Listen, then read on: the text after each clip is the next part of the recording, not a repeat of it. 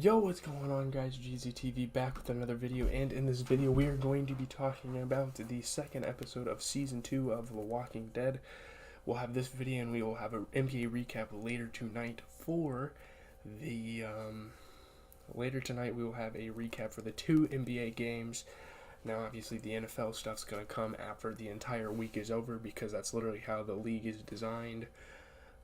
But yeah, I'm probably gonna watch Candyman the original after this video, and we will have a review tomorrow. I know I was supposed to have a movie review today, but yeah, we're gonna get through the critical reception. We're gonna talk about critical reception and the plot and kind of what happened. So this is a spoiler review. We are going to be going over some of the shit that happened. Actually, all of the shit that happened. I can't really focus because I'm trying to pause the movie at the right time. But yeah, late at night, a mysterious figure feeds a rat to the walkers at a prison fence. So this is a really interesting situation. So we need to find out who the perpetrator is. That's kind of what's up in the air and whatnot. Yeah. I'm gonna pause this. It's like an hour 39 movie. Yeah, so back in cell block D, a zombified Patrick enters a cell and kills the man sleeping inside, so this causes an infection. The whole place is kind of getting affected by a bunch of zombies. The walkers, some of the people are turning into walkers because of Patrick. He got sick overnight. You guys know from the last episode what happened. And yeah, they bring this whole society from Woodbury over, but the crazy part is a lot of these people are already getting killed off. So yeah, that's an interesting dynamic. After Patrick feeds on him, the man reanimates, so obviously, again, the walkers spread.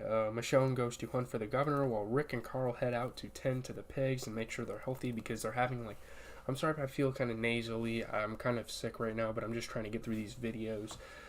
Yeah.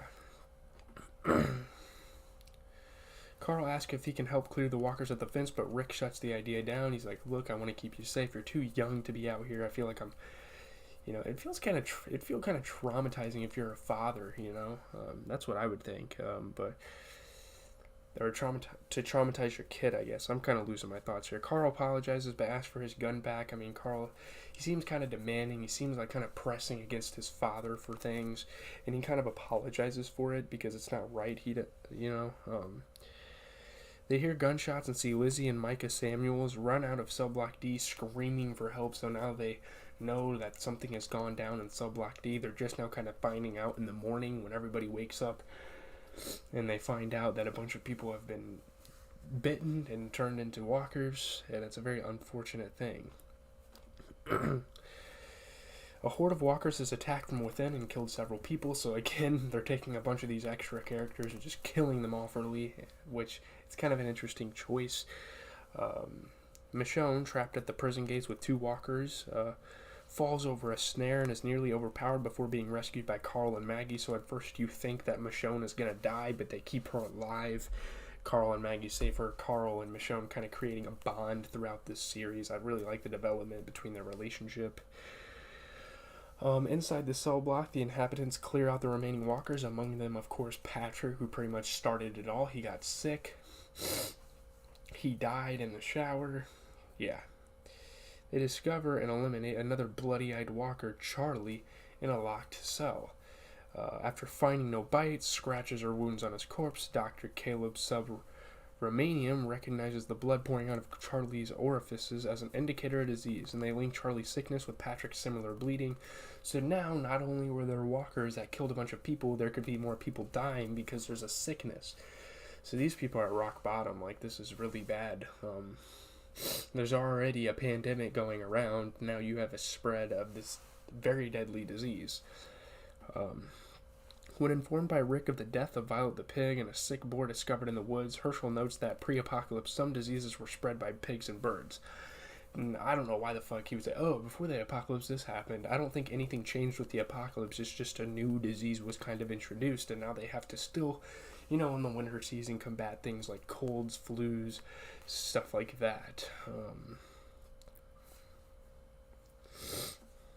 They conclude that everyone in the cell block could be infected by an aggressive strain of the flu. I've never really heard of a flu like this. This is kind of interesting. It's something, I guess. As Carl and Maggie carry Michonne back inside, Rick approaches them and warns them to stay away from him and anyone else who may have been exposed due to the risk of infection. So yeah, they kind of have to quarantine some of the people so it doesn't take out further more people. Yeah, it sucks, man. They're in a really bad spot.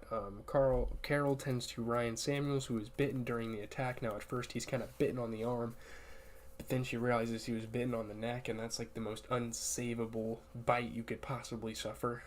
She would literally have to cut his neck off, and that would kill him. So, yeah, realizing he is dying, he asks Carol to take care of Lizzie and Micah for him as if they were her own, which Carol promises to do. Now, she has kind of toughened these girls up a little bit, which is very appreciative of Carol and something she wouldn't portray at the beginning of the series, but her character development has been great.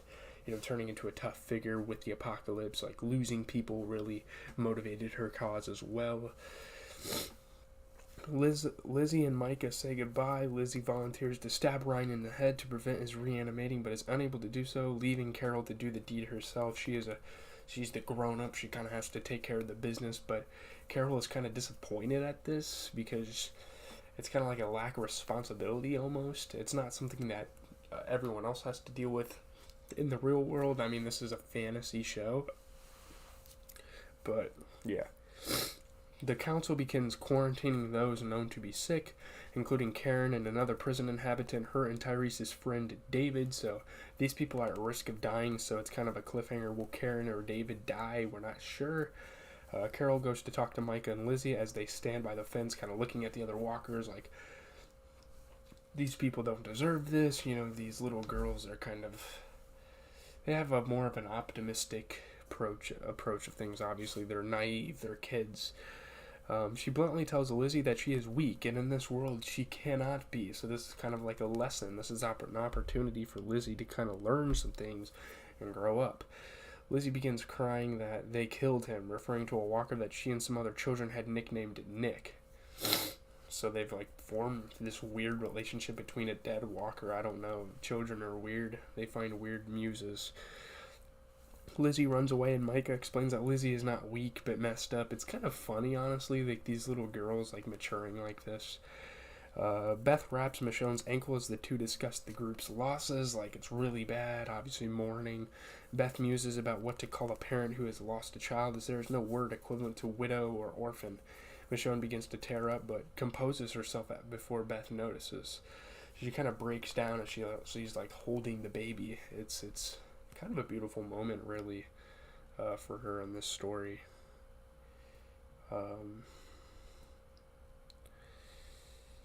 Yeah. So there's not a name for a widow. There's a name for widows and orphans, but what about if you lose a child? What is that, Beth later asked Michonne to watch Judith despite Michonne's reluctance. She's not really a fan of helping babies because it shows a soft side of her, I guess. She's too prideful. I don't know. It's kind of a weird dynamic. Left alone with the baby, Michonne breaks down and weeps while holding Judith close. Yeah, that's what I was mentioning. As the survivors bury the dead, a massive group of walkers converges at a single portion of the fence, so obviously this is putting pressure on it and it could possibly collapse. Sasha points out the carcasses of several dead rats at the fence, suggesting that someone has been feeding the walkers, which lures them in and causes them to cluster together instead of spreading out. So someone has sabotaged their infrastructure, pretty much. And who knows who did it? I don't know if we'll ever find out, but yeah. Despite the survivors' efforts to clear them, the walkers' combined mass causes the fence to begin to give way. So obviously, after a while, they're going to have to get away from the fence because it's going to fall on them. Rick decides to sacrifice the piglets and uses them to successfully lure the walkers away from the fence. Kind of a sick notion, but some of the pigs are spreading a sickness, so he might as well just get rid of all the bad stuff and rinse this prison clean of any evil, I guess, is kind of what he was doing. The plan seems to take an emotional toll on Rick. He's sitting there slashing pigs, throwing them out for the walkers, seeming to have some sympathy for their lives, but it is what he had to do, I suppose. Meanwhile, the prison group is able to secure the fence with tree trunks, so now they kind of recover from it. Carol again finds Lizzie and Micah near the fence looking at walkers. Carol warns Lizzie not to identify with the walkers, but instead take the time to grieve for and let go of her father. These other walkers don't really matter to her, and that's kind of what Carol is trying to teach her. Lizzie takes her knife, which Carol used to stab Lizzie's father to prevent reanimation, from Carol's hand and puts it in her belt.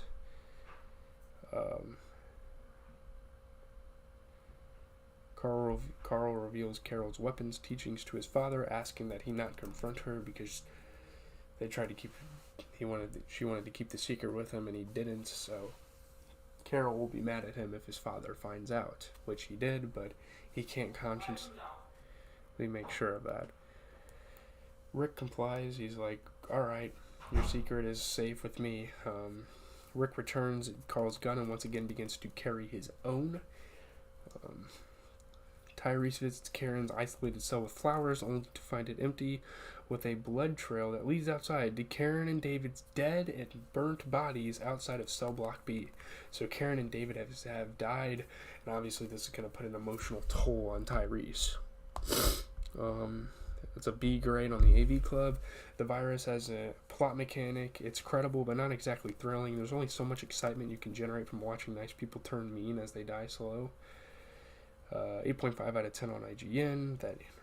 Each character got their own storyline. That was cool. The episode definitely harmonizes the dramatic and horror elements while propelling the central characters forward in some of the more interesting story arcs on the series to date. So yeah, I think having a virus with the zombies is a bit of overkill, no pun intended, but it's still a pretty interesting thing they did with this series here. But anyways, leave a like, comment, and subscribe to UZTV, reviewing your favorite TV shows. I will see you guys later for my NBA recap.